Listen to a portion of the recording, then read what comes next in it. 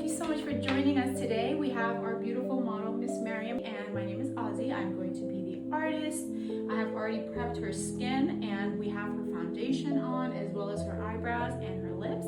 So what we're going to focus on today is going to be contour highlight, and we are going to emphasize also on her eyes. Without further ado, let's get started. I'm going to start with my lightest shade, and I'm going to apply that with a fluffier eyeshadow brush.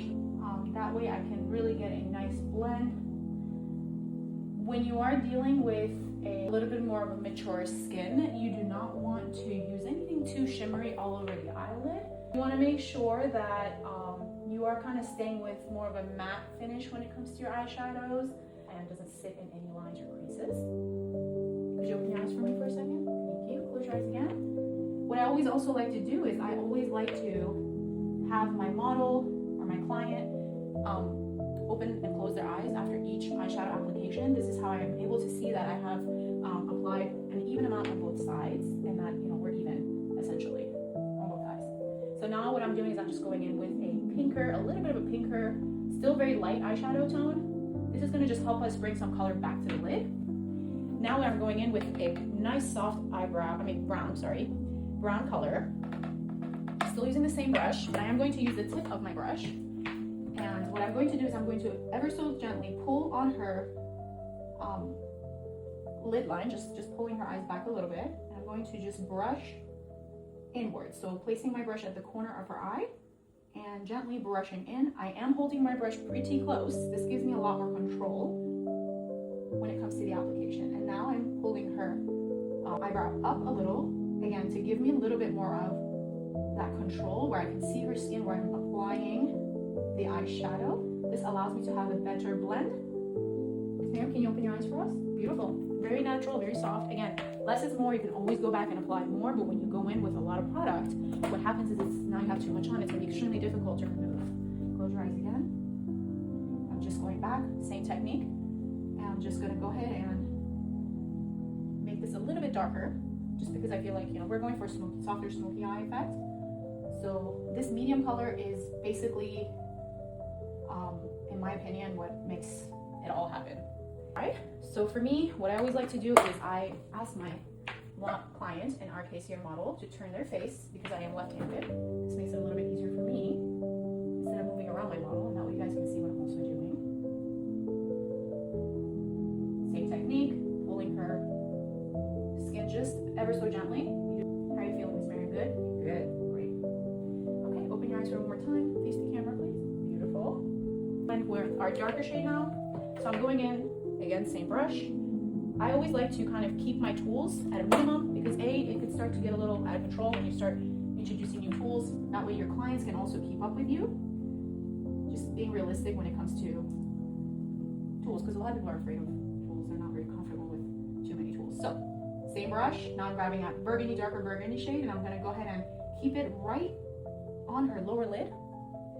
When you open your eyes, look straight. See, when she opens her eyes, you could see how much space she has and where we really need to apply this darker shade. So when it comes to your darker tones, you do want to ask your model or your client to keep their eyes open. Keep your eyes open, thank you. Just like so, and this is how you know exactly where you'll need that darker tone. Again, less is more, you can always go back for more. This is a satin finish, this eyeshadow, this particular color, so it does have a little bit of sheen to it, which is nice. You do not want to be matte all the time either because that can look a little flat. So this actually gives us a little bit more of a definition without it being too shimmery, because I'm actually leaving the shimmer just for that inner corner of her eye. And that's gonna really open up her eyes. We'll get to that. Now what I'm doing is I'm taking the side of this brush and I'm lightly pressing that same dark shade, but I am doing it at an angle because I am creating a pulled cat eye look. The moment you start applying a darker shade here, you are going for a dull eye look. So it's going to be a different eye look. And that's not what we are going for today. As you can see, her eye still looks pretty elongated and pulled. And that's the idea. That's what we wanted. So you're facing, close your eyes. Now I'm just repeating that same step on the other eye. Placing the shade down. When you do hold your brush closer and at an angle, then you press, you get the blend that you need and the proper placement.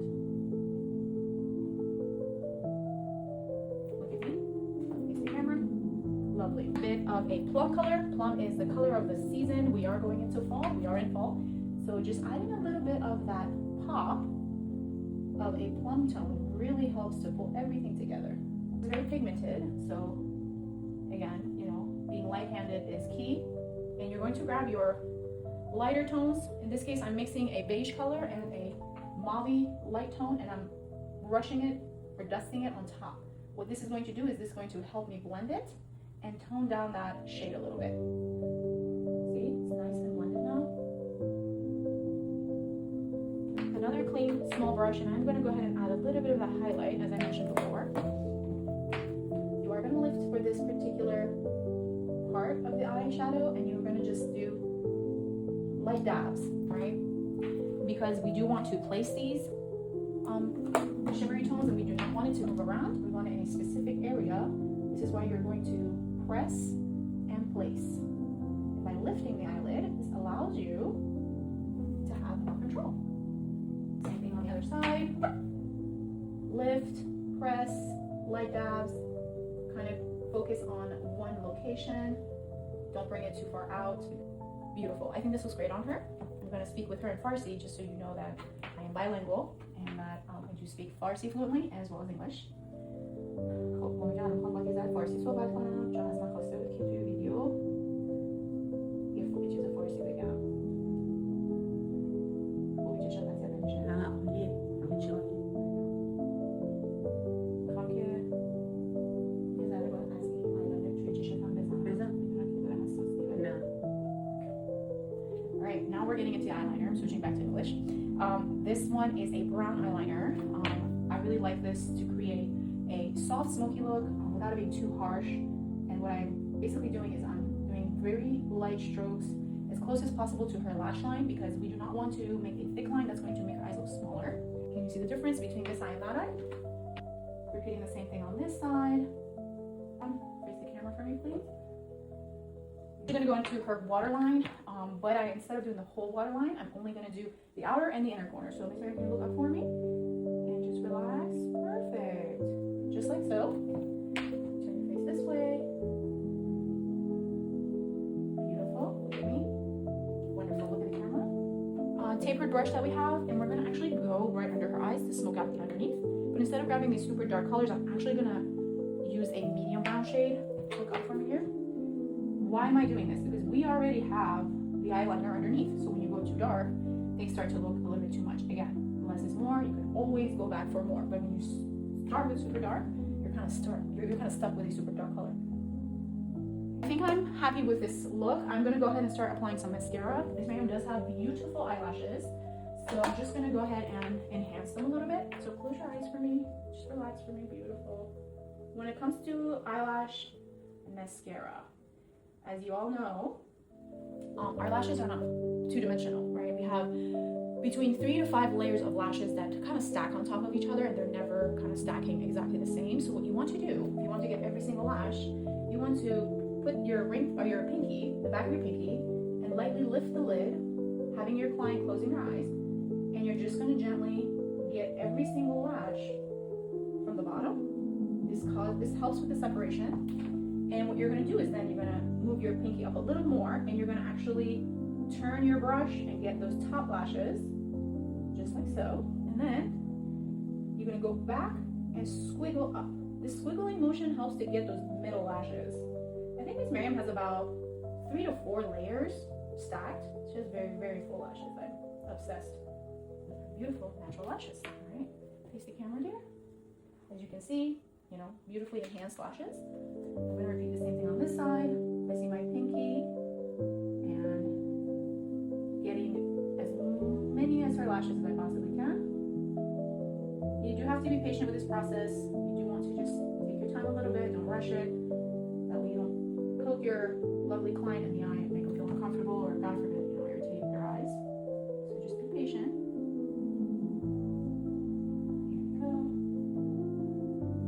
Helps to explain this to your client when you are applying the mascara, because it's a game changer. Honestly, it makes a huge difference, especially with our Gucci mascaras and the way our brushes are. This is essential for that. eyes again.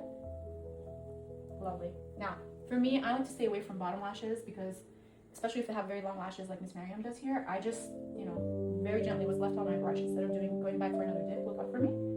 Ever so lightly, just grab them and try to bring them this way because we are going for that old cat look. But I'm just not a fan of too much mascara at the bottom, and it does kind of run anyways, so try to avoid that. All right, and I'm gonna actually take my brush. I did have a little bit of a fallout. This could happen from time to time. Sometimes, you know, with the dry mascara, it might have a little bit of that fallout. Don't freak out, just grab a clean brush like this, have your client look up. Just get rid of that extra fallout. Because it's not wet product, so it's not gonna cause any issues or ruin your makeup. Gorgeous. Now, what I'm gonna do is I'm gonna pause on the eyes. I'm gonna go back to her cheeks, and we're gonna talk about contour and highlight a little bit with blush, and then we're gonna go back and add a little bit more eyeliner and eyeshadow, and we'll take final photos and videos of the look. So, when it comes to contour and highlight, the concept of a contour and highlight is this. Anything that you want to recess or have it sit back or look smaller or slimmer, you are going to add a darker shade. Anything that you want it to come forward or have a light catch, you're gonna make it lighter. Pretty simple. So you do want to respect your client's facial features. So for her, she already has beautiful, can you turn your face that way? She has already very defined cheekbones naturally. So for her, when it comes to applying contour, you're gonna be very minimal because she doesn't need a lot. She's already blessed. God has loved her and given her, you know, cheekbones of a goddess. But here you go. So very lightly, we're just emphasizing that depth, not too much. And it also goes back to what your clients want. Some clients, I've had clients in the past where they didn't really like too much contour. So you want to educate them on, you know, why you want to contour, and then I'll let them decide if they like to do it or not. Because I could understand why a color like this could become, you know, could go wrong very quickly. So it's all about your tools and the amount of product you're picking up. So less is more when it comes to anything in makeup, but specifically your bronzer. Okay, I like this. I think this is pretty good enough. And then turn your face this way. When it comes to contouring the forehead, you want to see where there's more space than not. So for Miss Miriam, she doesn't have a lot of space here. She has more space here. So I would darken this area a little bit more just to kind of balance her out. And notice I'm barely picking up any product because, again, you can always add more. I can't emphasize that enough because it's so difficult to go back and clean. You do not want to go back and clean. Beautiful. Miss Miriam, turn your face this way for me, please. Same concept on this side. We're just going to kind of even her out, obviously.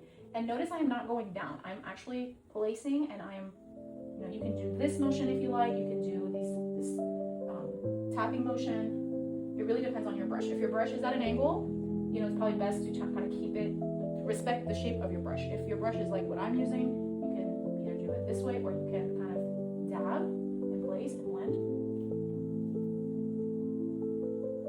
There we go.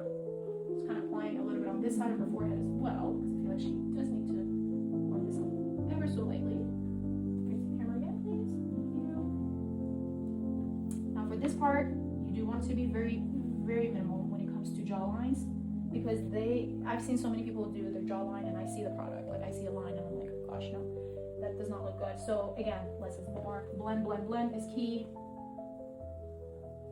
The idea is to create a very soft shadow, not necessarily to get rid of a double chin or anything like that. I mean, we have what we have, right? So we're not surgeons, we're not surgeons, we're makeup artists. Here we go. And then when it comes to the nose, she has a pretty cute small nose, pretty proportional. But if you are going to contour a nose naturally, I like to stick with the same brush. You could, if you do have a client who wants a contour that is very, you know, sharp, you could go back with a smaller brush, but I mean, my goodness, you have to be so careful because this part of the face, obviously your nose is projecting out and it shows. So whatever you put there is the first thing people are going to see. So you have to be very, very gentle, light-handed, and minimal with the product. Okay, so for her, I can just do very little just for the sake of showing you my nose contour technique. I do like to add this little line here to create like a cute little button look to the nose. But I mean, this nose is perfect, so I don't know what else I can do. So another thing I love to do is I like to take my contour and I like to just ever so lightly place it on the crease. This technique helps everything to kind of look more monochromatic and super beautiful and blended and complementary. Turn your face this way from here. Perfect. Again, you're just keeping it right at her crease. too much because we don't want to darken our eyes too much. Just on that outer crease. Okay, face the camera, please. I am happy with the way her contour looks. I'm going to go into the highlight now. When it comes to the highlight, there's a couple of things you can do. You can use a lighter concealer to apply right here to really make the light bounce from this part of the cheekbone, or you can go in with an actual highlighter. Some people don't like shimmer, so if they don't, then you want to kind of stick to the concealer. What I'm actually going to do is I'm going to do one side with the highlighter, and then I'm going to do the other side with the concealer, just so that we have something to compare, and then I'll even her out. So I am going to use the smaller brush here. This highlighter from Gucci actually is a creamy powder, which I call it my magic highlighter. It's kind of like a powder, but it feels like a cream. So when you apply this, when it goes on the skin, the best way to do this is to apply it and ask permission first, but then you want to use your finger to blend that out, because if you just use a brush, it's going to sit there and look odd. And then you're going to use a setting spray to just really warm it out, apply it on top, and that's going to really make it look like second skin with a nice glow. Turn your face back here. As you can see, beautiful, right? And that's more than enough for her. Turn your face back this way, please. I'm going to do the bridge of her nose. For me, again, very lightly, and then just grab your ring finger and just do that. And I personally love it under the brow bone, but again, using your ring finger and using very little product. So that is all I would do when it comes to highlight. Now let's say the client is like, I would like a matte version of a highlight. So what you're going to do is just going to place a few dots right there, and you could essentially do a dot there, right? And on the bridge of the nose, but I'm not going to do that right now. And you're going to just grab your brush, and you're going to do light presses. You are going to have to take it a little bit under the eyes as well. This is how you make it look natural and blended, but also highlighted. This is also another technique, another way, another look. Maybe here, just do very light tapping motions instead of sweeping, because you do not want to remove a product, you want to place it. Okay? Now face this way. So now you have a matte version and a highlighted version. Both beautiful, just depends on your client's preference. But for the sake of this video, I am going to go ahead and add some more highlight here, just because we are loving P-facing here. A little bit this way, perfect. I'm going to add some of that and a little bit here. Take a bit on your nose. Okay, and then the last thing I'm going to do is I'm going to go in with a blush. Now, for the blush, the placement, face the camera please, is going to be somewhere between your bronzer and your highlighter. So, what does this do for us? This brings color and youth back to the skin, because when you have foundation on, most of your color is stripped away naturally, right? So you do want to bring some of that color back to the skin. I always like to leave 2 finger spaces from the nostril to wherever your finger ends, and that's where your blush needs to stop. If you are going for a cute, adorable look, you can do kind of like the apples. But if you are going for kind of like that pulled elegant look, which is kind of like the look here today, you do not want to apply any blush here, because that's going to kind of make a more rounder looking shape, or it's going to make your face look more rounded. How about that? There you go. Turn your face this way. Fantastic. Same idea. Place, dab, blend. And what's left on my brush, I add 3 little dabs on the nose, just so that it all looks cohesive. And I think Miss Miriam here is done. You know, you do want to kind of set with a setting spray. I don't have my setting spray here, but you would apply your setting spray all over, and you would take a big brush, something like this, and you would lightly, you don't want to, sweep it away, but you just kind of lightly press that in, the setting spray. And what that's going to do is going to make everything look extremely blended and natural. Thank you so much for your time today. I hope you enjoyed this video. I'm going to do a few close-ups for you as well, so that you can see what I have done from close-up. But yeah, thanks for being with us today, and I hope you enjoyed this video as much as we did. Till next time, bye.